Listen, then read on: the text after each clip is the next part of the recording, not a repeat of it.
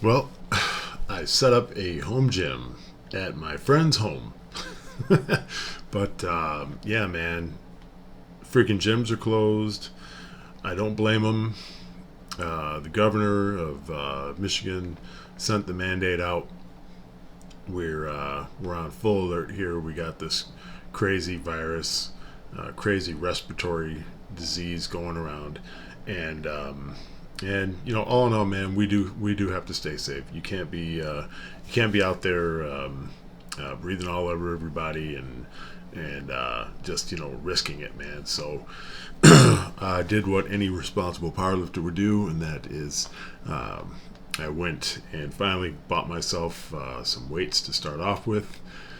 Um, Spent a little money and went to a used sporting goods store.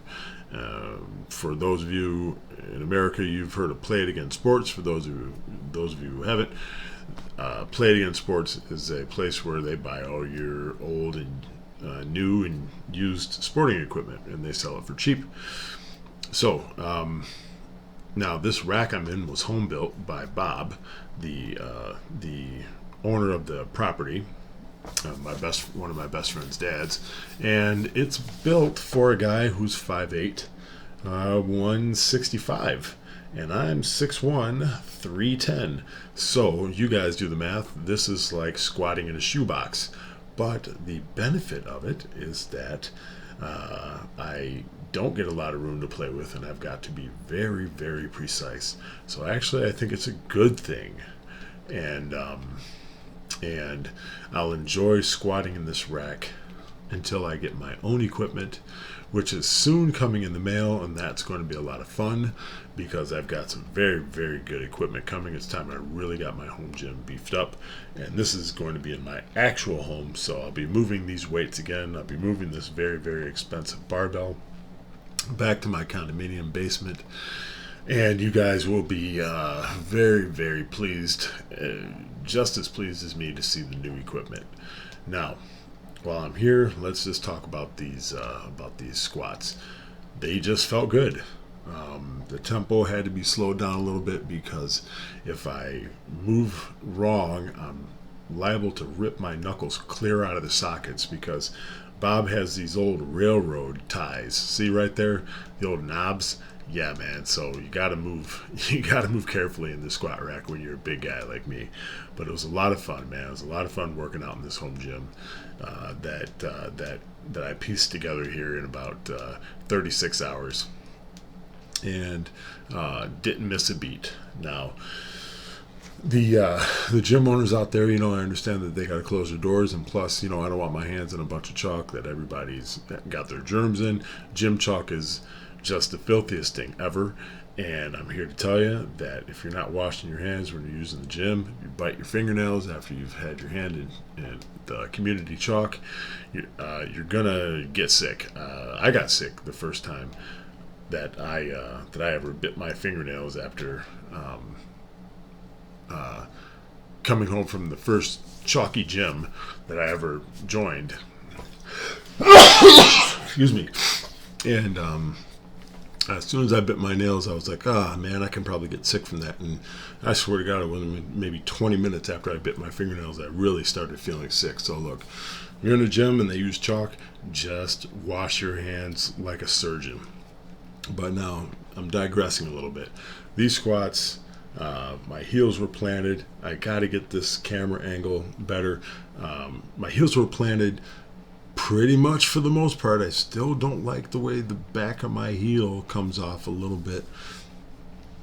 So I'm working on that, but the squat mobility is looking good. I got these squats super deep as the squat session went on. As we can see, squats are getting nice and low, and I was really, really making sure to reach and go slow, so I built up these good motor patterns. And I wish I was younger and rubber man again, because this was the squat set that I was most happy with out of all of them. I got these squats super low, and these felt really, really good. 300 for 5x5 pause squats, and the pauses could have been longer for sure.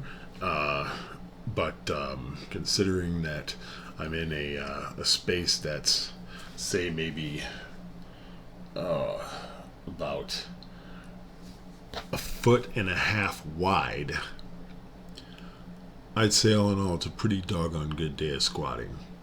And we're going to move on to the assistance work here in a second. And if you guys are looking for coaching, my coach, John Allen Reese, he is doing coaching now. I'll leave all that information in the comments box, in the description box, for this video. If anybody out there is looking for coaching, he's been my coach for the last 2.5 years almost, and it's been a seriously awesome ride. The guy knows what he's doing, and the system that he has when he coaches you, he is always available. He watches all of your training. He gives you immediate feedback, and he is not only able to do that, but he also comes from a place of vast, deep experience in the world of powerlifting. He's a world record powerlifter out of Norway in the IPF, in Norway's USAPL, and right now his last squat, I don't remember the exact number, but he squatted in the sevens and deadlifted in the 700s as well. So he's a certified badass. He's a great guy, and he really knows how to get into the human side of the lifter if you just form a relationship with him. And I can't recommend him enough. He's also really, really good friends with the GOAT, Ed Cohn, and I think he's gunning for one of Ed Cohn's numbers. I don't want to jinx him and say something that I shouldn't, but he and Ed Cohn definitely have a lifting past together, and that's pretty doggone cool. So if you get to know him, you're going to hear all about that as well. And those dips, man, let me tell you, I had to use the pool table and the one arm of the dip machine because the guy who the dip machine belongs to, he's again 5'7" now because he's older and about 150 pounds. So yeah, you got to make do. Right now, these exercises, those overheads were supposed to be what the hell was, forgot what I was supposed to do for shoulders. I think seated shoulder press, but I don't have a bench with a backing. These were supposed to be leg curls, but I traded those in for Romanian deadlifts. So in this home gym, it just so happens that I had to exchange machine weights in for free weights, which I have no problem doing. Now I need to find some heavier dumbbells because I can only find 65s, so I decided to get some volume in with the 65s. Whereas if I had the 120-pound dumbbells or the hundreds and the 110s, I would have gone for 3 sets of 10 as well as I could with those bigger dumbbells. But here I decided to just get a really good chest pump and hit some high volume reps. Also, I love this new Easy Bar.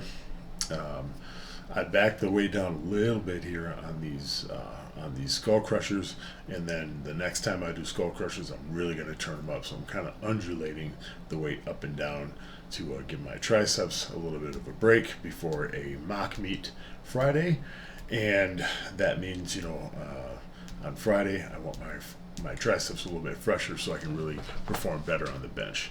I got lots of time to get ready for the bench. And right here, I'm doing the same thing with my bicep work, just undulating in and out. Gonna get strong, gonna get there. See you guys later.